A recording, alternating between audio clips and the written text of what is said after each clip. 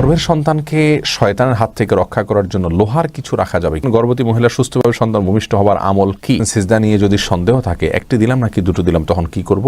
Skirt বা petticoat পরিধান করে নামাজ আদায় করা যাবে কিনা? তাহিয়াতুল উযুর নামাজ কি 5 ওয়াক্তে পড়া যাবে? ফরজ নামাজের তৃতীয় চতুর্থ রাকাতে ইমাম যখন নীরব থাকেন তখন মুসল্লিদেরকে কিরাত পড়তে হয়? লুডু খেলা যায়? কোন স্বপ্ন দেখে তার ব্যাখ্যা খোঁজা উচিত কিনা? স্ত্রী যদি মৌখিকভাবে দেন মোহরের টাকা মাফ করে দেন, এটা যায়? মানুষের নজর লাগে, কথা কতটুকু সত্য? মৃত বাড়িতে কি করা উচিত? কবরের উপর খেজুরের ডাল দেওয়ার বিধান কি? মোহাম্মদ জুবাইর হাসান জানতে চেয়েছেন, সিজদা নিয়ে যদি সন্দেহ থাকে, একটি দিলাম নাকি দুটো দিলাম, তখন কি করব? যদি এরকম জীবনে প্রথমবার হয় তাহলে সেক্ষেত্রে একটি দিয়েছেন ধরে দ্বিতীয় সেজদা দিবেন এবং শেষে সেজদা সও করে নেবেন। খালেদা মরিয়ম জানতে চেয়েছেন, স্কার্ট বা পেটিকোট পরিধান করে নামাজ আদায় করা যাবে কি না? যাবে। আপনি কি পরিধান সালাত আদায় করবেন এটা বিষয় নয়, মাথা থেকে পা পর্যন্ত ঢেকে মেয়েরা সালাত আদায় করবেন, যেটা দিয়ে পারেন সেটা দিয়ে শরীর ঢাকবেন, ঢেকে আপনি সালাত আদায় করবেন, কোনো অসুবিধা নেই। ইরিনা রওশন মিম আপনি জানতে চেয়েছেন, কোন স্বপ্ন দেখে তার ব্যাখ্যা খোঁজা উচিত কিনা? ব্যাখ্যা খোঁজা যেতেই পারে, কিন্তু দেখলেই ব্যাখ্যা খোঁজার জন্য পেরেশান হওয়ার কোনো প্রয়োজন নেই। বিশেষ করে যে স্বপ্ন দেখার পরে আপনার মধ্যে অস্থিরতা কাজ করে, সেটা শয়তান মানুষকে পেরেশান করার জন্য দেখায় থাকে, অতএব সেটার জন্য পেরেশান হওয়া উচিত নয়, পাত্তা দেওয়া উচিত নয়। আর যদি সেরকম না হয় তাহলে সেক্ষেত্রে আপনার নিকটস্থ কাউকে বা যারা স্বপ্ন ভালো বোঝেন তাদের কাছ থেকে ব্যাখ্যা, যদি মনে হয় যে না এটার কোনো ভালো ব্যাখ্যা রয়েছে, আপনার মন সেরকম বলে, তাহলে এরকম কারোর কাছ থেকে আপনি ব্যাখ্যা জানতে চেষ্টা করতে পারেন। LIID থেকে জানতে চেয়েছেন, স্ত্রী যদি মৌখিকভাবে দেন মোহরের টাকা মাফ করে দেন, এটা জায়েজ কিনা? হ্যাঁ, যে কোনোভাবে মাফ করলে সেটা মাফ হিসাবে বিবেচ্য হবে, লিখিতভাবে দিতে হবে এমন কোনো কথা নেই। এটা শরিয়াত দৃষ্টিকোণ থেকে। আইনিভাবে আপনি অবশ্যই ক্ষমা পেতে হলে আপনাকে এভিডেন্স হাজির করতে হবে লিখিত, আর শরিয়াত দৃষ্টিকোণ থেকে, ইসলামী দৃষ্টিকোণ থেকে মাফ পেতে হলে তিনি মৌখিকভাবে মাফ করে দিলেই মাফ হয়ে যাবে, লিখিতভাবে দেওয়া কোনো জরুরি নয়। তবে স্ত্রীর কাছে মহারানা মাপ চেয়ে নেওয়া এটা কাপুরুষতা এবং এটি ভুল কাজ। তিনি যদি সন্তুষ্ট হয়ে কিছু কমিয়ে দেন তাহলে সেটা সম্পর্কে আল্লাহ বলেছেন, ফাকুলুহু হানি আম্মারিয়া, তাহলে সেটা তোমরা সন্তুষ্ট চিত্তে খাও, ভক্ষণ করো। ফাতেমা ইসলাম সামিয়া আপনি জানতে চেয়েছেন, মানুষ মরে গেলে মিলাদ পড়ানো কি জরুরি? না পড়লে কোনো ক্ষতি হবে না। মিলাদ পড়লে বরং বিদআত, এটা বরং পড়াবেন না। মানুষ মারা গেলে তার জন্য আল্লাহর কাছে দোয়া করবেন, তার জন্য ইস্তেগফার করবেন, কিন্তু এটার জন্য কোনো মিলাদ পড়াতে হবে এমনটি মনে করার কোনো কারণ নেই। বরং মিলাদ পড়ানোর কোনো নির্দেশ আমাদেরকে ইসলাম দেয়নি। তিনি মারা গেলে তার জন্য দোয়া করবেন এবং আরও কিছু করণীয় আছে। এমনি মাজহারুল জানতে চেয়েছেন, রাগ কমানোর উপায় কি?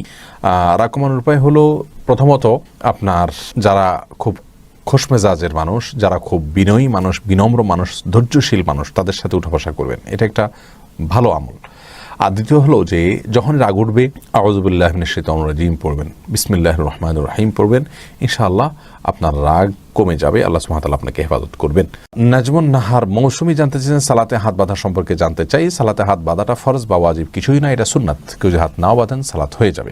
NH নাইম জানতে চেয়েছেন, মানুষের নজর লাগে, কথা কতটুকু সত্য? জি হ্যাঁ, অবশ্যই সত্য। রাসূল আকরাম সাল্লাল্লাহু আলাইহি ওয়াসাল্লামের হাদিস থেকে আমরা জানতে পারি, আল আইনু হাক্কুন, অর্থাৎ বদনজর হয়, এটা সত্য। মানুষের চোখ দিয়ে লোভনীয় দৃষ্টিতে, হিংসাত্মক দৃষ্টিতে যদি কোনো ব্যক্তি বা বস্তুর দিকে তাকায়, তাহলে তার ফলে সেই ব্যক্তি বা বস্তু ক্ষতিগ্রস্ত হতে পারে বদনজরের ফলে।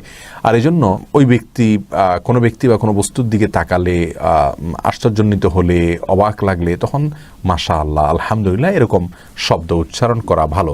তাহলে বদনজর থেকে ওই বস্তুটি রক্ষা পায়। আর যদি কারোর বদনজর লেগেছে এরকম মনে হয়, তাহলে সেক্ষেত্রে ওই ব্যক্তিকে, যার বদনজর লেগেছে মনে হয়, তার কাছ থেকে পানি পড়া নিয়ে বদনজর লাগা ব্যক্তির শরীরের উপরে যদি ঢেলে দেওয়া হয়, তাহলে সেক্ষেত্রে বদনজর থেকে আল্লাহ রাব্বুল আলামিন তাকে রক্ষা করেন, অর্থাৎ তার ক্ষতি থেকে আল্লাহ তাআলা হেফাজত করেন। জিন্না হোসেন জানতে চেয়েছেন, স্ত্রী কি স্বামীর জন্য ঘরে সুগন্ধি ব্যবহার করতে পারবে? জি অবশ্যই পারবে, অসুবিধা নেই। হেনা সিদ্দিকা জানতে চেয়েছেন, তাহিয়াতুল উযুর নামাজ কি 5 ওয়াক্তে পড়া যাবে? যতবার চান ততবার পড়তে পারেন। শুধু 5 ওয়াক্ত কেন, 5 ওয়াক্তর দিনের ভিতরে 10 বার 20 বার আপনি তাহিয়াতুল উযু পড়তে পারেন। যতবার উযু করবেন ততবার আপনি তাহিয়াতুল উযু নামাজ পড়তে পারবেন। এর সাথে ওয়াক্তের কোনো সম্পর্ক নেই, এর সাথে উযুর সম্পর্ক। শাহানা সুলতানা আন্নি আপনি জানতে চান, মৃত বাড়িতে কি করা উচিত? মৃত বাড়িতে কি করা উচিত? কেউ মারা গেলেন, সে বাড়িতে মুর্দাকে খুব দ্রুত গোসল দিয়ে তার দাফন কাফনের ব্যবস্থা করা উচিত। সেখানে নারী পুরুষের ঢলাঢলি যেন না হয়, পর্দাহীনতা যেন না হয় সেটা খেয়াল করা উচিত, এবং আপনার কোনো বিদআত যেন না হয় সেটা খেয়াল করা উচিত। তারপরে মৃত ব্যক্তির লাশকে মাটিতে রেখে বা যেখানে রেখে সেখানে তাকে ঘেরাও করে কোরআন তেলাওয়াত করার একটা প্রচলন আমাদের সমাজে আছে। এই সমস্ত বিদআতগুলো থেকে বেঁচে থাকা উচিত, কারণ এরকম কোন নির্দেশ আমাদেরকে কোরআন হাদিস দেয়নি। উড়াল পাখি আইডি থেকে জানতে চেয়েছেন, ভাত খাওয়া আর কোরআন পড়া এক? মুরব্বীরা বলে না, সম্পূর্ণ ভুল এবং ভ্রান্তিমূলক কথা। ভাত খাওয়ার সাথে কোরআন পড়ার কোনো সম্পর্কই নেই, এবং দুটি সম্পূর্ণ দুই জিনিস। ভাত খাওয়া জায়েজ কাজ, কোরআন পড়া ইবাদত।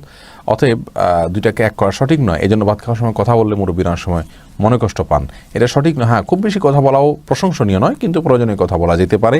এবং কখনোই ভাত খাওয়া আর কোরআন পড়া এক কথা নয়, এটা কোরআন হাদিসের কোনো কথা নয়। ইসলামের কথা আমাদেরকে নিতে হবে কোরআন থেকে অথবা হাদিস থেকে, এবং এই কথাটা মুরব্বীদের সবাইকে বোঝানোর চেষ্টা করতে হবে। এমডি সেলিম জানতেছে লুডু খেলা যায় কিনা? না, লুডু, পাশা, দাবা এগুলো প্রায় একই ক্যাটাগরির খেলা। লুডু সম্পর্কে হাদিসে সরাসরি বলা না থাকলেও পাশা দাবা সম্পর্কে হাদিসে নিষেধাজ্ঞা রয়েছে।